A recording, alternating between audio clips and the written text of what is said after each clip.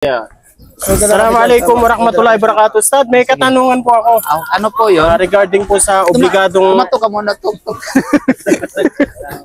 Okay.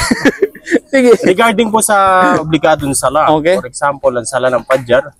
At ito'y natapos na. Nagtaslim ka na Assalamualaikum warahmatullahi at bigla kang nautot.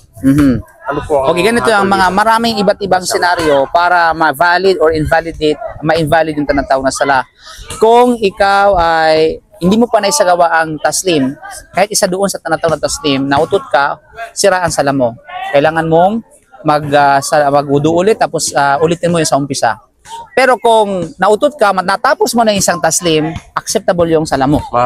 Okay, kasi yung pangalawang taslim is a sunnah. Dan ito ay tinatawag na sabihin na rukun ng sala.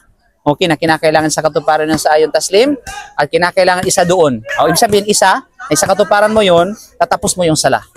Okay, pag nangyari yung Assalamualaikum wabarakatuh. Okay? Acceptable lang sunnah ang sala mo. Pero kapag ayun nga, lalo kapag natapos mo yung dalawa. Ninaw? So yun. Mashallah. Jazakallahu khair ya Sheikh. So napakahalaga no na malaman nyo kung ano ba yung wajib sa sala, ano ba yung rukun ng sala, ano ba yung sunnah sa sala. Okay, kasi para malaman mo kung ano mangyayari sa sala mo, ay sala mo yung gagawin mo. Okay? Tatanong din ako. Ay ito, tanong din.